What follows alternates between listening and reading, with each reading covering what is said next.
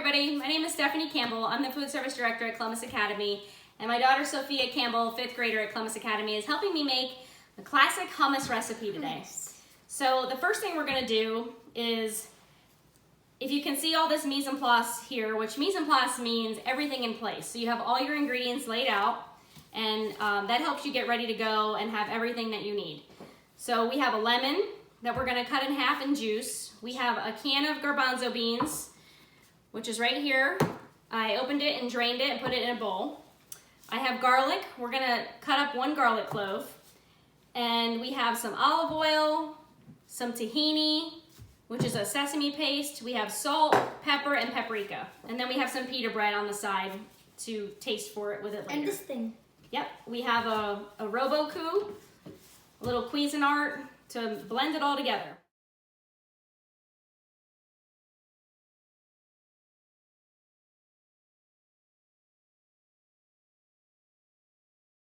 Well, first thing we're gonna do, Sophie, you can go ahead and dump that into the Robot-Coupe. Thank you. Okay, that's good. Okay, put it in the sink. And then we're gonna go ahead and cut our lemon in half. Be careful, yep. Good job, you know how to do that. All right, we're gonna juice the lemon. So we're gonna juice it in a separate container just in case there was any seeds. We didn't wanna make sure the seeds didn't get into our, yep, see we have a few in there right now, I see. Can I squeeze it? Yeah, you can squeeze the other one. Okay. And as you can see, there are a few little lemon seeds, so we're just gonna use this little spoon here to get them out. Okay, you did pretty good. Okay, so we're just gonna take some of the seeds out of here. There's just a few in there. All right, Sophie, you wanna get 1 garlic clove, please? I don't know how to do that. Just peel it, honey. Just peel it off.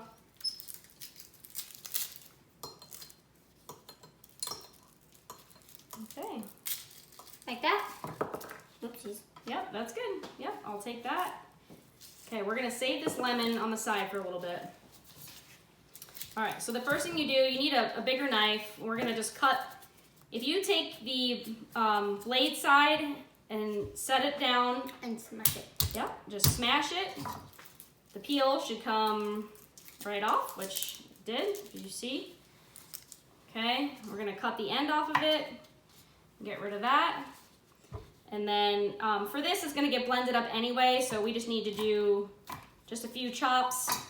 1 garlic is enough for the 1 can. And we're gonna put it in. And then we need some olive oil. The olive oil, typically I like to do it once it's blending just to see, but I'm just gonna add a little bit for right now, about a tablespoon to get started. And then our tahini. Okay, we're just gonna put, I shook it up, that's okay. I shook it up. I'm probably gonna do, I think the recipe calls for about 2.5 ounces, which is about 1 of these. I like to put a little bit more in mine, so I'm gonna put a little more. Okay, and then we need our salt and pepper to taste, which hummus is better a little extra salty. I'm gonna put about 1/2 teaspoon, and then some cracked pepper. Can I do Yeah, it? you can do the pepper. How much do I do? Do a few shakes. Yep, a little bit more. It's probably good. Yep, that's good. Thank you. And then we're going to get, go ahead and put 1/2 of that lemon juice in there. It's okay, dump about 1/2. That's good. Okay, so we'll taste it in a little bit and see if we need to add some more of that. But let's turn it on.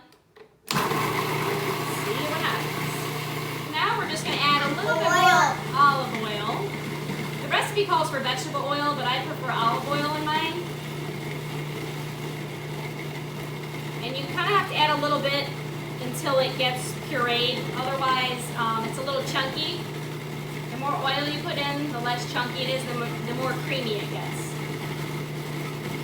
And also, sometimes what you have to do is stop your machine. Take the whiskey. Oh, I mean the Okay. whisk. It's okay. I'm just gonna wipe the sides down with this little spatula here. That's what you meant, right? Spatula? Okay. Whisk, whatever you call it. Spatula. Okay, and turn it back on. And you're gonna puree this until it gets nice and creamy. All right, so now it looks nice and creamy. And we have checked the flavor, everything's good. We didn't need any more salt or lemon. And now what we're gonna do is we're gonna place it in our bowl. And at the same time, go ahead, Sophie, you can cut the pita into triangles. This one? Yep. Yep. Just 1 second, honey. Let me grab this. Thank you. Okay. Well, she's cutting that into triangles. Be careful, Soph. I'm gonna put this in a bowl.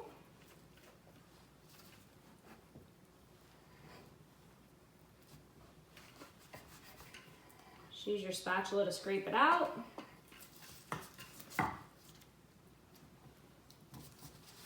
There are many, many variations of hummus. As you know, at school we have one that has balsamic and rosemary in it. We have some new ones we're gonna bring onto the menu for the fall with roasted tomatoes and sun-dried tomatoes and artichokes and just all different variations. We did a hummus one this spring, and so really this is the base, and then you can add those other ingredients to it. If you want to make a roasted red pepper one with roasted garlic, you can change it up however you'd like. But we're just gonna garnish this with a little more olive oil. Do I mix it? Nope, it stays on top. And a little paprika. Oh, maybe a little too much paprika there, but that's okay. And serve it in the center, and there you go. You have your pita with hummus as a little appetizer.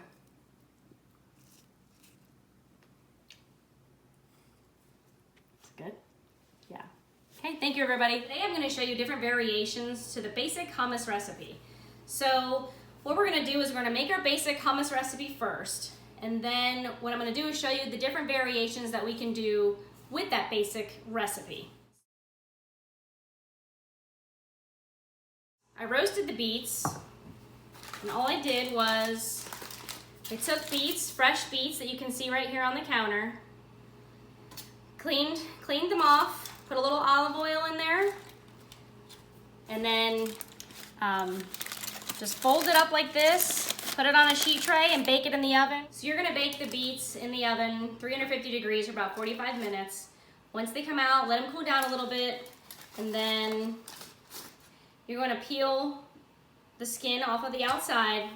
You can cut them up a little bit like I did here, and then you're just gonna throw this inside with your hummus that you have left over.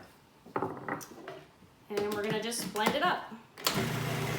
So now it's all blended, and as you can see, it's very pink, just like the beets.